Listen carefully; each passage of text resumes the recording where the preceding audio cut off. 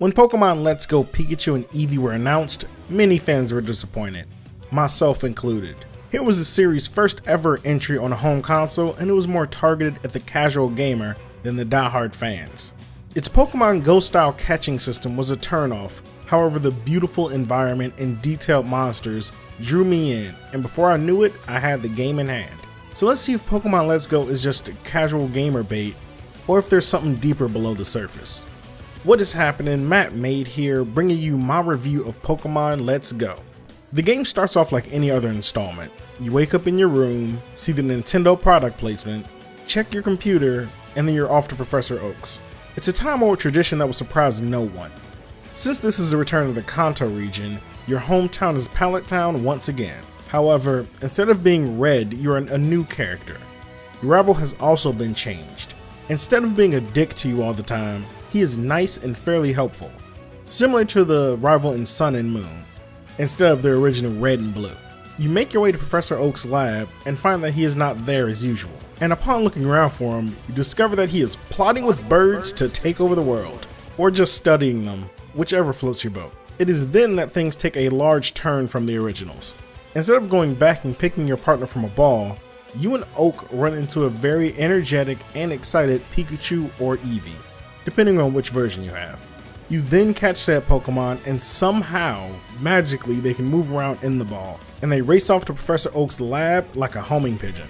There you are forced to choose that starter, and you then set out on your journey. Also, after you defeat your first gym, you run into Blue, one of the trainers from the original Red and Blue game. He's a douche as always, and when he leaves, he hits you with the smell you later, which is a fun callback for those who played Red and Blue. In this game, instead of random encounters like those in the main line, you're able to see Pokemon running about and doing their own thing, similar to how things look in Go.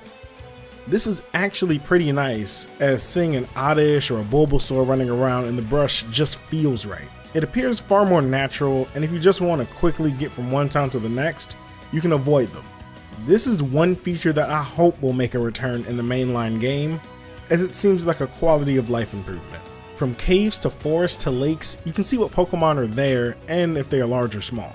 When you do encounter a wild Pokemon, instead of battling it in order to weaken and capture it, you instead just lob Pokeballs at it until you break its spirit and it gives in, or it just runs away. Like Go, there is no battle, so your Pokemon stays in tip-top shape, and you have to rely on your skill at throwing berries and a whole lot of RNG when catching something.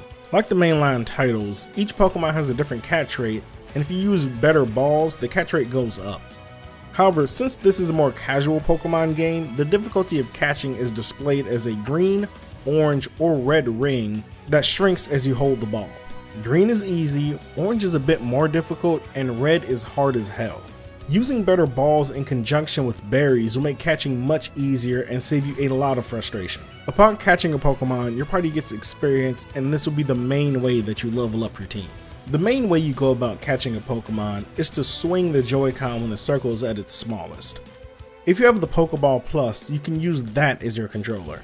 This makes it feel a bit more like you're lobbing a Pokeball, and the Pokeball itself is fairly comfortable.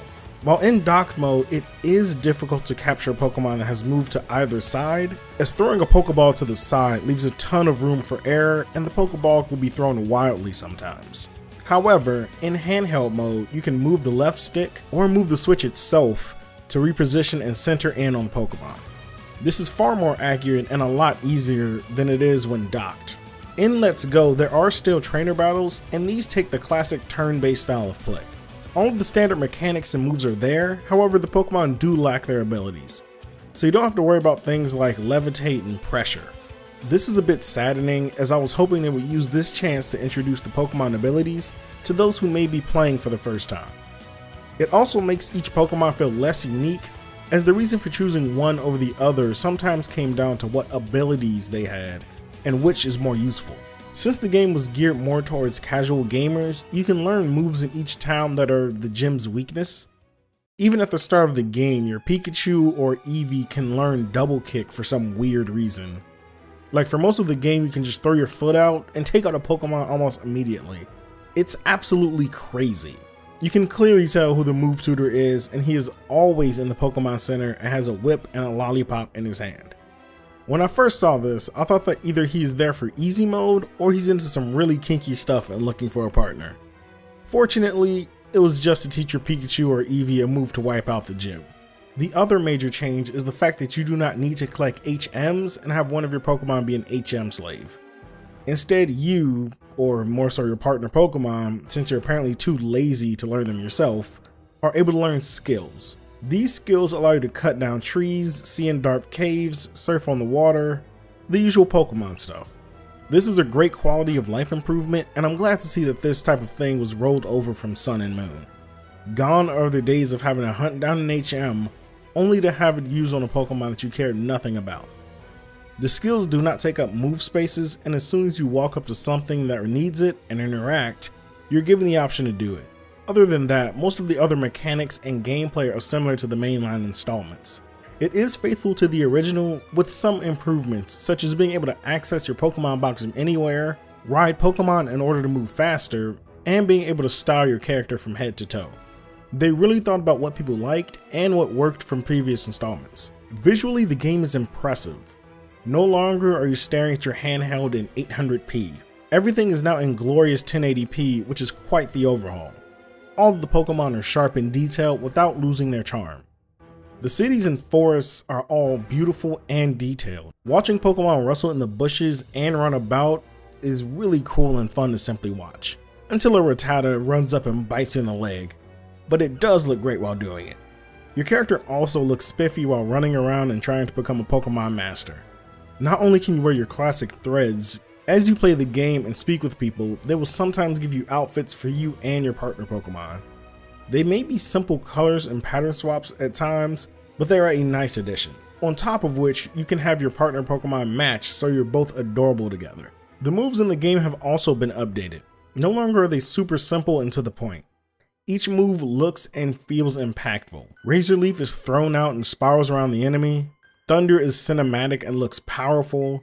And Vine Whip looks downright disrespectful. This makes battles either feel intense or completely one-sided, and I love every second of it. As expected, the sound effects and music are amazing. Every move sounds great, and you clearly know when a move is super effective or not very effective. The Pokemon are all unique as well. The more powerful hardware really allows for the cries to be sharp and differentiated. Whether in battle or just roaming around, you can tell them apart. The music has also been updated and sharpened. From the upbeat and happy Pokemon Center tune to the creepy and eerie Lavender Town music, you know where you are in the world at all times. I could just sit around and listen to each track for hours on end and not tire of it, especially the Lavender Town theme. And that's coming from someone who isn't great with horror or creepy atmospheres. Blue even gets his own theme music, which is cool and a great throwback. Overall, Pokemon Let's Go is a great entry into the series for those who either enjoyed Go and were curious, or those who want to experience a fresh take on the original game. Game Freak really hit the nail on the head and created some addictive gameplay. Add in the integration with the Go and the Pokeball Plus, and I can find little to no reason to not give this game a try. While it is a bummer that they don't have abilities and that the game can be hand-holdy at times, it doesn't diminish the experience much and it isn't required. If you own a Switch and are curious about the game, then I would highly recommend playing it. You can live out your Pokemon Master fantasy of being the very best like no one ever was, and have your favorite first-gen Pokemon follow you around while doing it. But what do you think? Have you played Pokemon Let's Go? Which one do you like more? Have you thought about picking it up? What are your thoughts? And don't forget, if you're a fan of gaming, consider striking that subscribe button and hitting the bell. This is Mattmade, and I will see you tomorrow.